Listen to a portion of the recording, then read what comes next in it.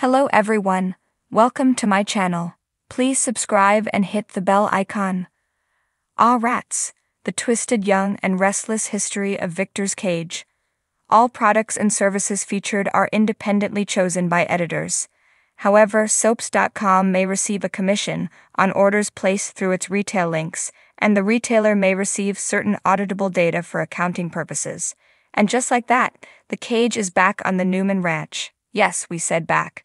We guess some things are just too sentimental to get rid of, because as of Wednesday's The Young and the Restless show, dear old Aunt Jordan has now taken up what could be a permanent resident behind bars, courtesy of Victor Newman. We hope she has a taste for rats. Or develops one. Lost? Don't worry, we've got you.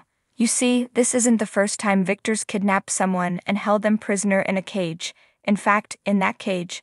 Actually, now that we think about it, this was kind of the mobile's origin story. When Victor moved to Genoa City to work with Catherine, he bought the ranch off of her, moved his wife Julia, played by the incredible Meg Bennett who sadly just passed away, in and began a new life in town. Julia, though, didn't get much of a life herself, as her frighteningly protective hubby kept her a recluse in the house while he was off working all hours, having an affair with Eve Howard, yes, Jordan's sister, and making out with Lori Brooks. Unable to end her marriage, Julia tried making it work by telling Victor she wanted a baby, so he had a vasectomy without telling her. Eventually, Julia got a job modeling, where she fell in love with handsome photographer Michael Scott. They soon had an affair of their own, but what's good for the goose was definitely not good for the gander, and a jealous Victor kidnapped Michael and locked him in the cage in an old bomb shelter under the ranch. There he tortured the photographer by withholding food and feeding him the occasional rat for dinner, and there he may have remained if Julia hadn't found him and rescued him. Don't worry though, Michael and Julia had a happy ending running off together and were never seen again. That, we would guess, isn't going to be good enough for Jordan though. We guess the Newmans must have converted the old bomb shelter into a wine cellar and kept the cage. Why not?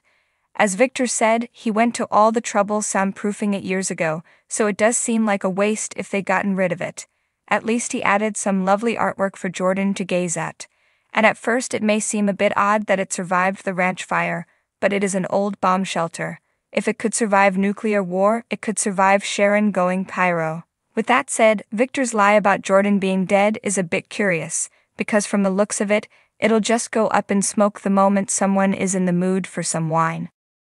In the bustling streets of Genoa City, where the scent of ambition mingled with the fragrance of deceit, Victor Newman stood outside the towering walls of Newman Enterprises. The sun hung low in the sky, casting long shadows over the city, as Victor leaned against the polished granite facade, his mind a whirlwind of schemes and secrets. Inside the gleaming glass building, the air hummed with the energy of corporate power plays. Victor's presence was both commanding and mysterious, a titan of industry with a hidden agenda. He strode through the corridors with purpose, his tailored suit exuding confidence, but his thoughts elsewhere. Nikki Newman, his beloved wife, awaited him in their opulent penthouse, unaware of the storm brewing in her husband's mind. As Victor stepped into the golden elevator, he couldn't shake the weight of the past, a secret he carried like a burden. The doors slid open to reveal their luxurious home, adorned with priceless art and plush furnishings. Nikki stood by the floor-to-ceiling windows, her beauty illuminated by the setting sun, but her expression tinged with concern.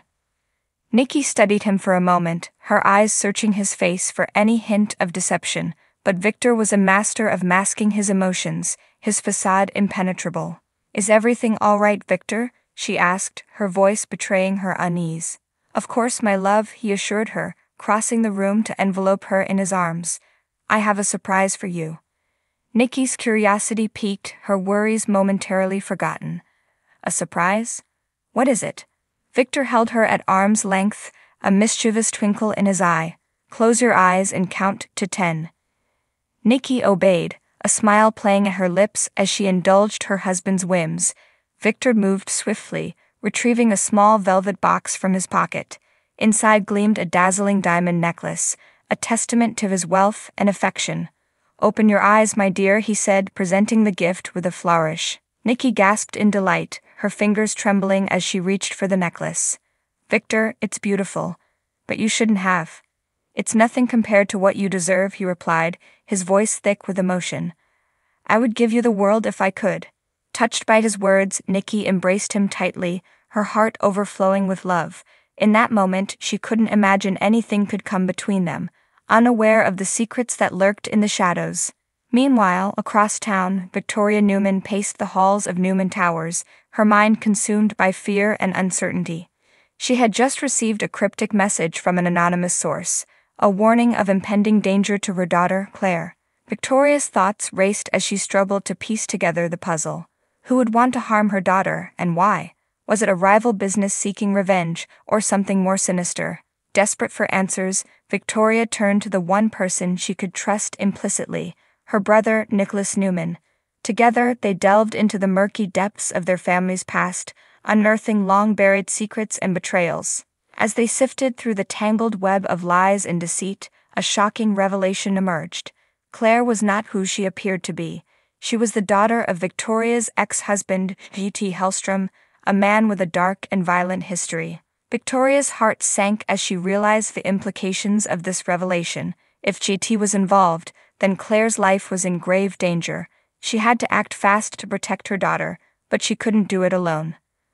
With a heavy heart, Victoria reached out to her father, Victor Newman, knowing that he held the key to unlocking the truth. But as she confronted him with her suspicions, she was met with a wall of denial and deflection. Victoria, you're overreacting, Victor insisted, his voice steely with determination.